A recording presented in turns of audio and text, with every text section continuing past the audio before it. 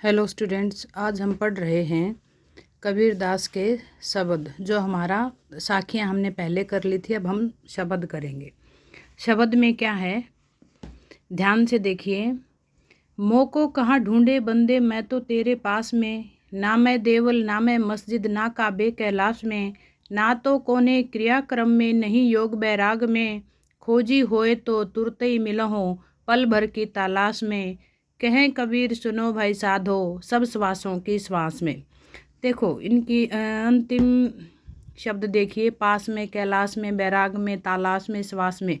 यहाँ क्या है कि ये छंद बन जाते हैं, तो छंद ही शब्द कहलाते हैं।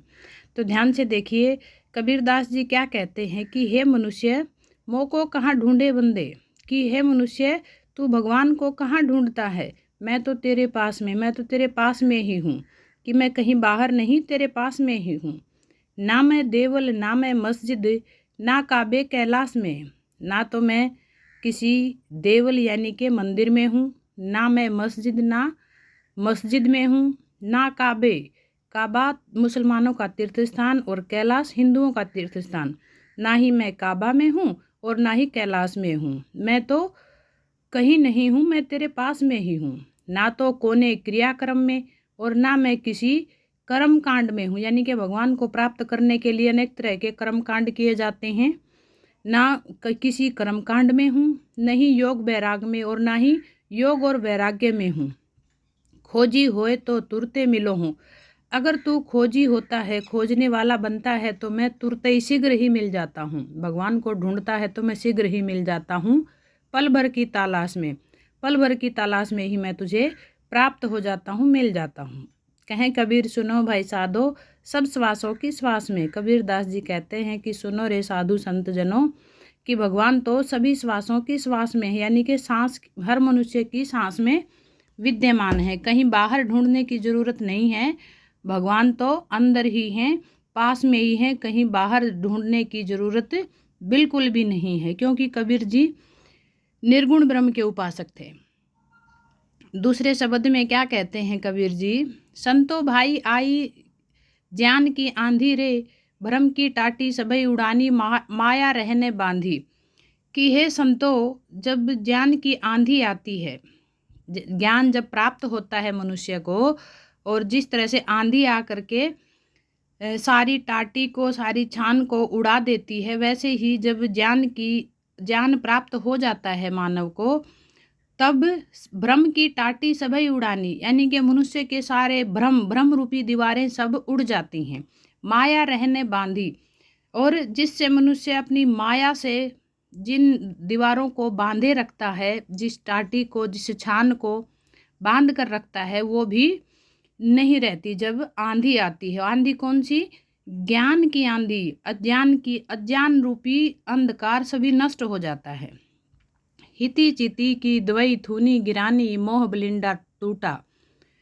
हिति चिति यानी कि मनुष्य की जो भलाई चाहने के लिए उसने दो स्तंभ बनाए थे, अर्थात जैसे छान में दो स्तंभ लगते हैं, आंधी आने से वो गिर जाते हैं, उसी प्रकार से मनुष्य के जो अंदर, उसके हृदय में जो भी स्वार्थ के जो स्तंभ हैं वो गिर जाते हैं। मोह बलिंडा टूटा, मोह रूपी सहतीर बल्ली भी टूट जाती है, जिसके सहारे पूरा घर खड़ा होता है। अर्थात मनुष्य का अज्ञान नष्ट हो जाता है, मोह भी उसके अंदर से दूर हो जाता है जब ज्ञान की आंधी आती है, जब उसे ज्ञान प्राप्त होता है।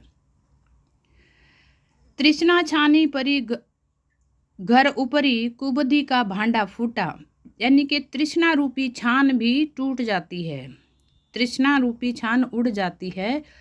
अर्थात मनुष्य के अंदर की तृष्णा, लालच सब मिट जाता है। कुबुद्धि का भांडा फूटा, उसके अंदर की कुबुद्धि नष्ट हो जाती है, बुरी बुद्धि नष्ट हो जाती है। जब ज्ञान की आंधी आती है तो उसकी सुबुद्धि उसके अंदर आ जाती है। जोग जुगती करी संतो, बांधी निर्चू चुए ने पानी।